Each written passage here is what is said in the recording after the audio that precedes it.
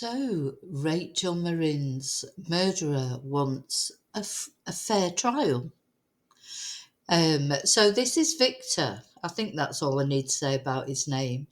And he murdered Rachel Morin, not last summer, the summer before. And it precipitated a manhunt. It took quite a long time to find him. Anyway, he's coming up for trial. He's delaying anything he can do to put the trial off. But finally, he will face trial in October of next year. But he wants a fair trial. So he wants the trial moving from Maryland, where this happened in the USA, where Rachel just went for a walk on a nature trail, the Morin Trail, like people do every day. And this monster was lying in wait for Rachel or in wait for someone. It's not clear if he was waiting for Rachel or if Rachel was just unfortunate she happened to be walking by at that time. Anyway, he attacked her, he RAPD'd her, he left her, well, he killed her and left her there to be found the following day. As I say, it was quite a long manhunt, but finally he was found. So he was found in Oklahoma and he's been brought back to Maryland. And that's where he's being kept without bail at the moment. He's also responsible, or thought to be responsible, allegedly, for other attacks, for a murder in his home country in Salvador, a brutal attack in Los Angeles across the other side of America.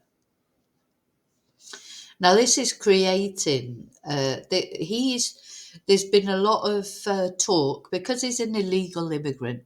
He is an illegal immigrant. But the thing is, he sneaked in over the border. He tried to get over the border a couple of times, was unsuccessful. And finally, he sort of sneaked over the border. So there's not much that could have been done to stop him coming over. But having said that, it has been used, Rachel's case and a couple of other high-profile cases of people who recently have been murdered. For example, Lake and Riley, by illegal immigrants. It was used, these were used as tools in the recent election. Now, I would say with Rachel's family, there's sort of a divide into whether people think this should be used or not. But the thing is, held up as an example why illegal, as a political tool, really it shouldn't be used as a political tool, should it? But anyway, it is being used. It was used in the recent election. Now, the problem that's occurring now is that if Victor, he's demanding a fair trial because he's just typical twonk, isn't he? He won't just plead guilty, even though there's overwhelming evidence, there's DNA evidence, he's got no chance really of getting off with this crime. But the thing is that people have to be careful of. If he does, stand any chance of anything, it will be because of cries of, I didn't get a fair trial. The defence attorneys, that's their job. They will use that to their advantage. Any little chink, any little accusation of him not receiving a fair trial, etc., will be used. And it will be Rachel's memory, the other victims, Rachel's family, etc., that will suffer from anything that goes wrong like that. And the problem that's happening now is he's demanding that the trial be held in another state. So if he's successful in that request, this would be a disaster for Rachel's family. This happened recently with the Madeleine Kingsbury case. Her whole family because of Adam Fravel requesting that the trial be held in a different state. What happens is the families of the victims have to displace themselves for the trial. Because obviously they're going to go to the trial, they're going to want to go to the trial. Anyone who has any connection with Rachel, a familial connection, will want to go to the trial, even though it'll be hard to listen to what happened to her. So imagine, like for example, the only, if you're watching from Britain, the size of America, what state is this?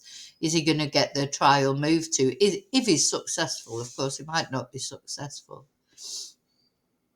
Imagine if you lived in London, your loved one was killed in London, but the trial was held in Glasgow or right up the other end of the country. How awful would that be for you? Because you would want to attend that trial.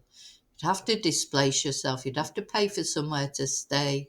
You'd have to leave your normal, it could go on for weeks, the trial. You have to leave behind your normal sort of life. You might have children you've got to arrange for to be looked after, etc. You've got maybe a job, your whole life would just be, it's bad enough what you're going to have to face going, hearing those horrible details of what happened to your loved one, but that you've got to displace yourself to somewhere miles away. It's terrible. So I hope very much that the judge does not allow this change of venue because, Victor's claim is he won't get a fair trial, but everybody knows about this case all over the country in America and all over the world. This is one of those cases that has attracted a lot of attention. We've covered it on this channel right from the beginning when Rachel went missing. It feels like only yesterday, but it's actually, a year and a half ago now, because it was not last summer, but the summer before.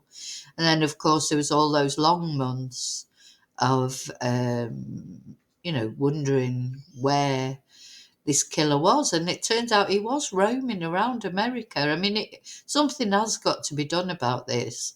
How was he managed? Because he'd murdered someone in Ecuador. El Salvador. He murdered a girl there. So how was he allowed to? He must have had false ID. I don't know. I don't know all the details. I think it's very difficult to prevent it, I suppose, if someone's determined enough. We talk a lot about perpetrators on this channel, and sometimes they are thickos, aren't they? Like Lake and Riley's murderer and David Knezevich. They're people who think they're clever, but they're not. But actually, Victor is clever. And when I say clever, I don't mean like, intelligence wise, I mean cunning wise. He reminds me of like a fox. I mean, having said that, he's only 24 years old and he's been caught. If you ever saw anyone who was a budding, fledgling serial killer, it's Victor Martinez, because he had killed in his own country. He had attacked someone in Los Angeles. He then killed Rachel. Who knows if there are other victims out there? But there certainly would have been, because someone who's only 24 years old and has done all those things, they're not going to stop there, are they? He'd already got a few things under his belt, and he would have carried on, would have carried on, would have carried on. Real horrible person, this guy. But he was fitting into normal life. He was working. He had family. I think it was, in the end, I think it was one of his family members who managed to sort of turn him in. But we don't know. I don't know. I shouldn't say that really, because I don't know the details. This is what will come out in the trial. So we're going to have the trial finally in October this year, 2025. He won't be able to duck the trial forever. He's never coming out of prison. Well, you just cannot imagine that he's not going to be found guilty. But of course, maybe I shouldn't say that, because maybe I'm prejudicing his right to a free trial. But there's so much fair trial, but there's so much evidence against him. So it's a very difficult time, this, isn't it, for the family, because until that conviction is secured, till the the jury actually comes out with those words guilty, the judge gives out the sentence. It's never 100% certain, is it? So I think this is perhaps the most difficult time for the family, even though it must have been worse when he was actually on the run, of course. But you think, oh, well, he's caught, and then there's a sense of relief, and now knowing that they've got to go through all this, through the trial and everything, it's going to be difficult. My heart goes out to them, and the waiting till October. God, so